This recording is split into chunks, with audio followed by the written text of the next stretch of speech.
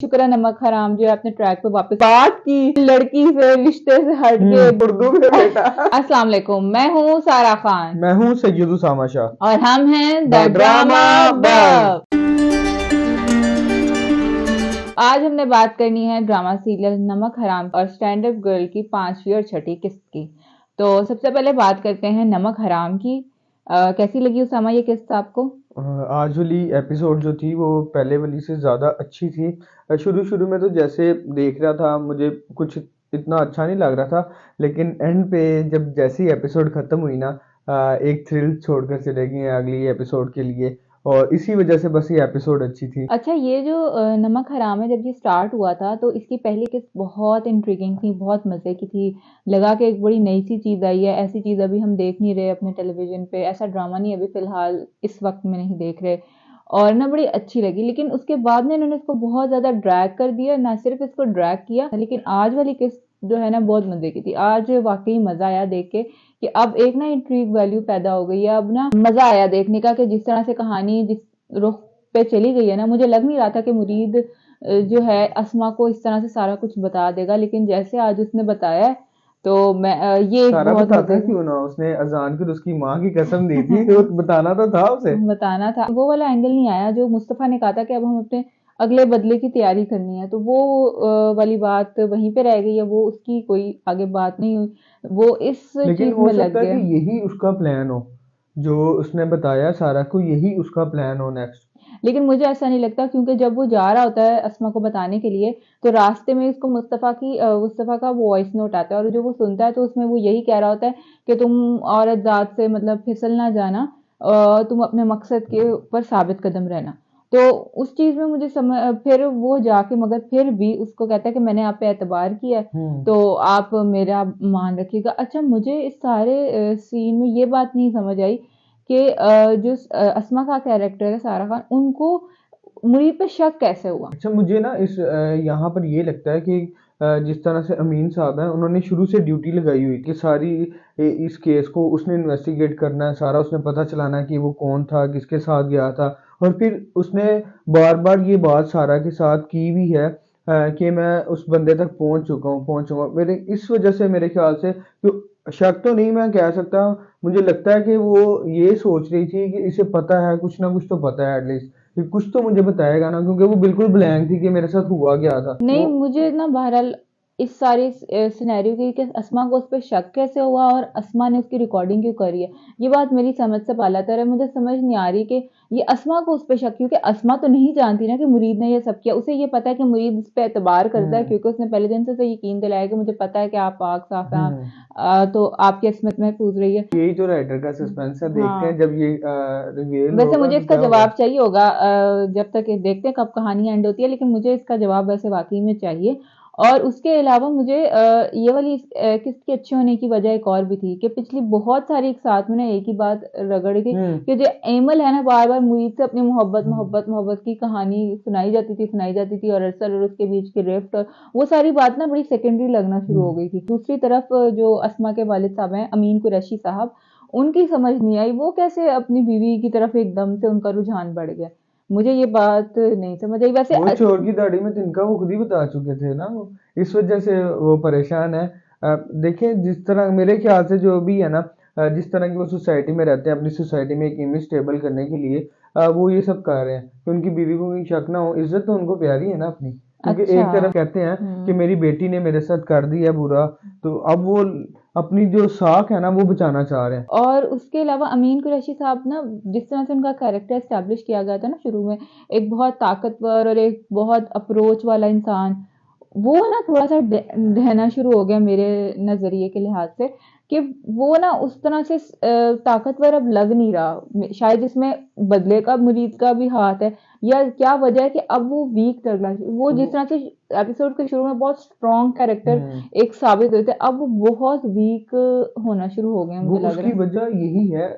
मेरे ख्याल से तो डायरेक्टर ने उनका जो इस तरह का, वो खुद भी इतने सीनियर एक्टर हैं, उन्होंने जो ये मोल्ड किया ना अपने कैरेक्टर को, वो अच्छा किया। क्योंकि उन्हें जिस तरह से दिखाया कि उन्हें बड़ा धचका लगा था अपनी बेटी की वजह से, हम्म। तो उस सिनेरियो को लेते हुए ना वो बिल्कुल ठीक है, मेरे लिहाज से तो बिल्कुल ठीक है वो। अच्छा, जो एपिसोड हम पहले एपिसोड के एंड पे चले गए, एपिसोड का जिस तरह से शुरू होता है वो हम्म। सीन जिसमें वो कहता है कि आप, मुझे अच्छा नहीं लगता कि आप मेरे लिए नाश्ता बनाएं, मतलब मुझे अच्छा नहीं हम्म। लगेगा आप मेरे लिए नाश्ता बनाएं, आए मैं आपके लिए बनाता हूँ। फिर वो कहती है नहीं मैं बनाती हूँ, फिर वो कहता है चले आए मिल के बना लेते मिलके हैं। बना। तो वो तो पहले भी असमा ने नाश्ता बनाया था, तब तो मुरीद ने नहीं कहा। मुरीद के हम्म। बड़े मूड स्विंग्स है जिसे कहते हैं, और वो बड़े उसकी मर्जी पर डिपेंड करता है। जब उसका मूड अच्छा होता है तो वो जी कहता है हम साथ नाश्ता बनाएंगे। और बाद और में कॉफी भी। बड़ा उसने एक फेमिनिज्म वाला ज्ञान भी दिया है उसमें अपने मोनोलॉग जो उसने बताया। मर्द का खवातीन का काम नहीं होता काम करना, मर्दों को भी हम्म। करना चाहिए। वो जिस तरह से वो पीछे काट रही होती है फिर वो अपनी कहानी बताता है। तो अच्छा था, मजे का था वो वाला भी उसका। लेकिन वो थोड़ा मुझे फोर्स्ड लगा उस आज टाइम पे। वैसे दोनों के ना हमारे मेन कैरेक्टर्स के ज्यादा सीन है, मैं देख एक हम्म। पूरी आज की एपिसोड हाँ, इनके नाम एपिसोड के थी। अच्छे होने की वजह यही है कि मेन हम्म। कैरेक्टर्स के एपिसोड जो सीन्स थे ना सारा के हम्म। और इमरान अशरफ के, वो ज्यादा थे। एक मतलब स्टोरी में इंट्रीग वैल्यू तब भी हम्म। हमें तो उन्हीं के कैरेक्टर्स में मेरा ख्याल है ज्यादा इंटरेस्ट है, इस नहीं, वजह से। मुझे मलाइका के कैरेक्टर में भी ज्यादा इंटरेस्ट है वैसे।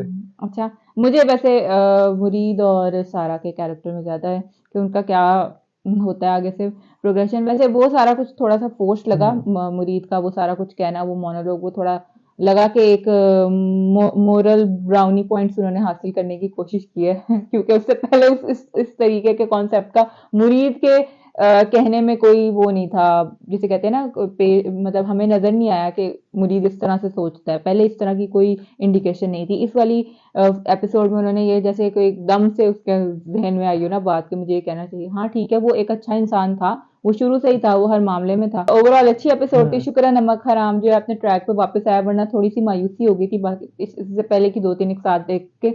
तो अच्छी बात है, मजा आया। आगे देखते हैं क्या बनता है।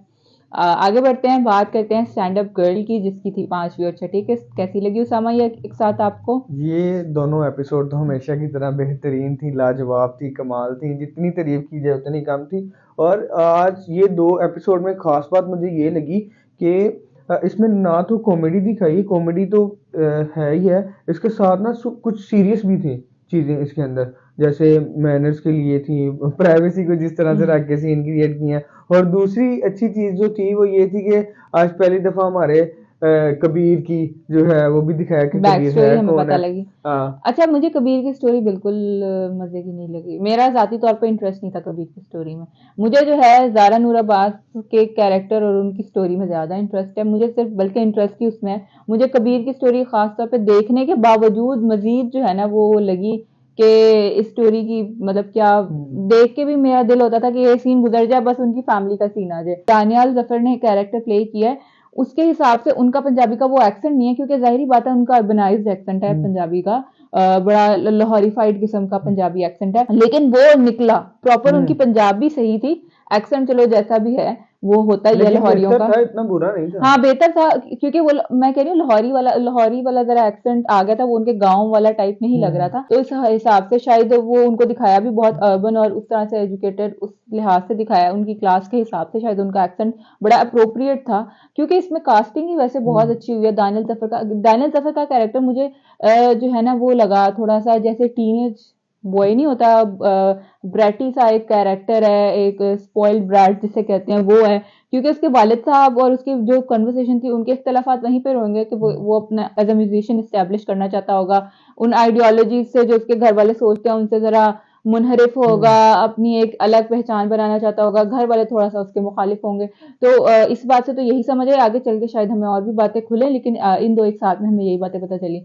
तो उसके लिहाज से जो है ना उसका एटीट्यूड बहुत बचकाना था। ऐसा नहीं लगा कि शायद उसने जिंदगी में कोई और चीज देखी, क्योंकि अब हमें जब शुरू में दिखाया गया ना, ये बात अच्छी थी कि दिखाया गया कि एक स्ट्रगलर है, जैसे वो आया ही एक बहुत गरीब बैकग्राउंड से, लेकिन हमेशा उसकी ड्रेसिंग से हम्म। लगता था कि वो वाकई किसी अच्छे घराने से ताल्लुक रखता है। तो अब हमें जब ये इंकशाफ हुआ तो हमें पता लगा कि अच्छा उसकी ड्रेसिंग कि इसमें एक वजह थी, एम ही नहीं डाल दिया गया कि बस हम्म वो है गरीब घराने से लेकिन ड्रेसिंग चलो उसकी अच्छी है। अच्छा, एक और बात जो उनकी डिस्कशन हो रही थी आपस में, एक as a rich family, as an अमीर फैमिली, हमने कभी ये वाली डिस्कशन अपने टेलीविजन पर नहीं देखी। हम कितने अमीर घराने देख रहे हैं, हम खुमार में देख रहे हैं, हम जाने हम्म जहां में अमीर घराना देख रहे हैं, जो जो भी ड्रामे देख रहे हैं उसमें एक अमीर घर होता ही है, एक बहुत अमीर, एक सुपर लेविश हम्म जिनका घर होता है ना। जितने ड्रामे हैं हम सब निकाल के लिस्ट पूरे हफ्ते की देख लें, कभी उनमें से घरानों में बैठ के उन्होंने ऐसे बात नहीं की हो कि वाकई में उन्होंने कोई बात की, उन्होंने लड़की से रिश्ते से हट के हम्म ये जो हमारी टिपिकल टिपिकल लाइंस होती है ना, मैं बिजनेस कर रहा हूँ, मैं बहुत बड़ा बिजनेस कर रहा हूँ, मेरे बिजनेस में नुकसान हो गया, ये हो गया, इस तरह की बातें उनके घर में हमें नजर नहीं आई। और बहन से जिस तरह से वो आके मिला हम्म और जिस तरह से उसने पंजाबी में पहले वो बात की, हमें कभी अमीर लड़का दिखाएंगे वो कभी इस तरह से बोलता हुआ नजर नहीं आएगा, अपने बचपन के दोस्तों के साथ भी इवन के। हम्म दूसरी जानिब हम बात कर लेते हैं ज़ारा के कैरेक्टर की, या ज़ारा ही, तो उनके घर में भी बड़े मज़े के सीन्स थे और जिस तरह से वो लोग सारे उनकी केयर करके जाते हैं। जब अच्छा मुझे लगा जब ज़ारा वापस आई कैफे से निकली और उन्होंने देखा कि उनके नाना अबू जिस तरह से पहले उसने देखा कि वो दोनों बैठ के ये सुपंजू खेल रहे हैं, नहीं, चिड़ी उड़ी। चिड़ी उड़ी खेल रहे हैं, और फिर जिसने देखा कि उसके नाना अबू जो है वो रिक्शे में बैठे हैं, तो मुझे लगा एकदम से अरे इसको कितना प्यार आएगा ना, प्यार एकदम आएगा। प्यार आएगा अपने नाना पे।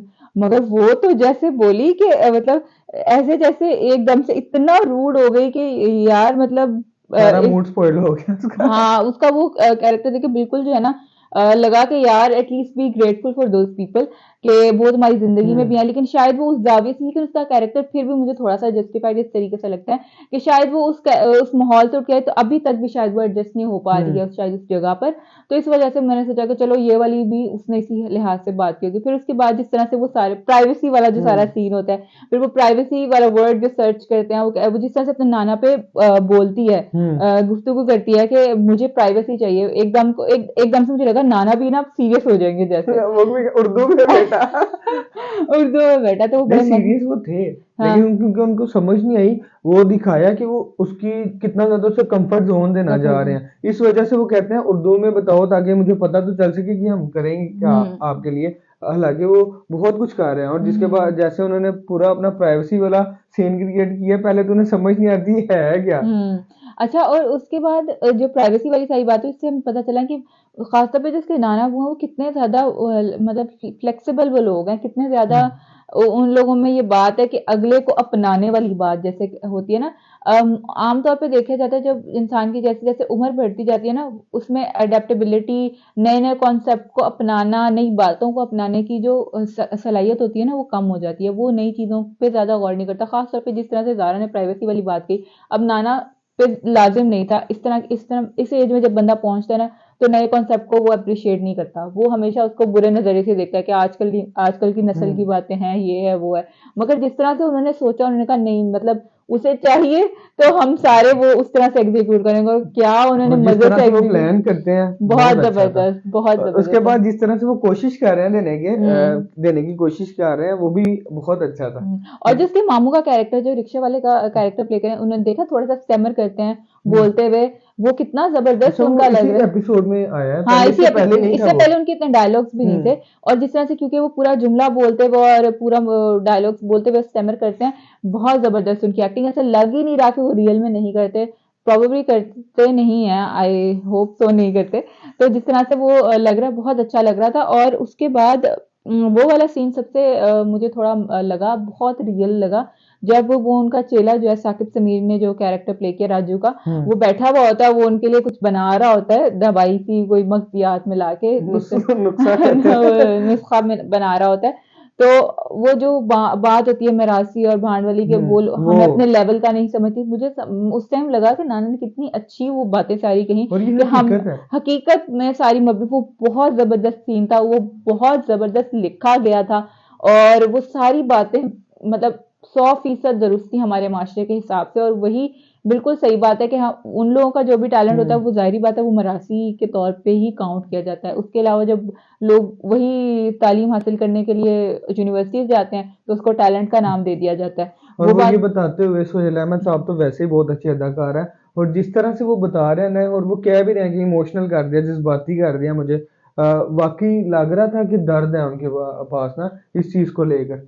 इसके साथ साथ एक चीज मुझे और यहाँ पर अच्छी लगी। अब वसीम बुलबुला साहब जो हैं, जब वो करियाने की दुकान से सामान ले रहे होते हैं, वहां पर जो दुकानदार उन्होंने कहा था कि टीवी पर देखना चाहता हूँ, यहाँ पर उन्होंने बताया कि यार आजकल तो टिकटॉकर भी ज्यादा पैसा, वो दिखाया कि अगर कोई अच्छा अदाकार है, जो एक्टर है, जो जिसके अंदर कुछ एबिलिटीज हैं, वो कितना ज्यादा उससे डिसअपॉइंट हुआ इस बात के ऊपर, वो उसका आग नहीं लग जाती किसी के तन बदन में। दिखाया कि टिकटॉकर जो है वो एक्टर नहीं है ना, और वो कोई कंटेंट क्रिएट करने के लिए काबिल है, वो बस ऐसे ऊट पटांग हरकतें करके जो है बस ऑडियंस की जो है ग्रैब कर लेते हैं अटेंशन। लेकिन असल जो एक्टर है ना, वो इस इन तरह से सब रुल बातों रहे से हैं, बहुत ज्यादा अफेक्ट होता है, वो अफेक्ट दिखाया। होते हैं। हाँ, वो इसी तरह रुल रहे हैं, उनकी उस तरह से उनको वो मकाम नहीं मिला हुआ। शुरू हुई थी एपिसोड स्टैंड अप कॉमेडी से, जो वो कैफे में जाके देखते हैं, जारा और दानियल का कैरेक्टर कबीर, वो जो थी अच्छा लिखा हुआ था। वो पूरा जो स्टैंड अप रूटीन लिखी हुई थी, अवैस अहमद और अदील अफजल ने ऑब्वियसली लिखी होगी,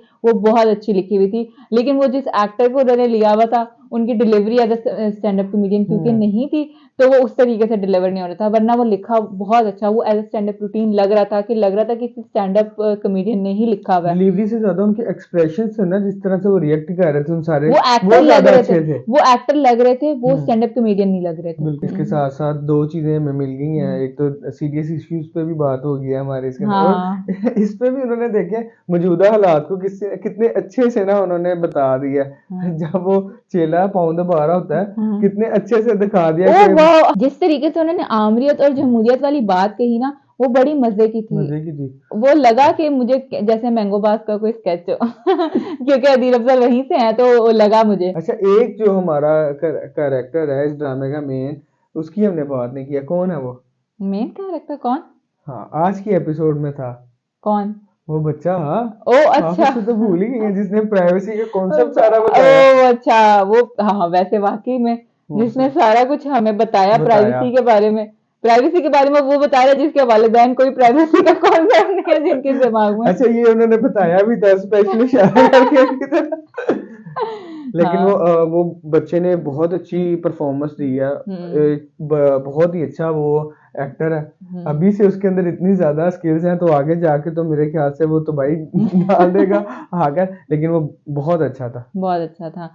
चलें आगे, स्टैंड अप गर्ल बहुत मज़े का लग रहा है और बहुत एंजॉय कर रहे हैं हम लोग। आगे के एपिसोड का बेताबी से इंतज़ार है।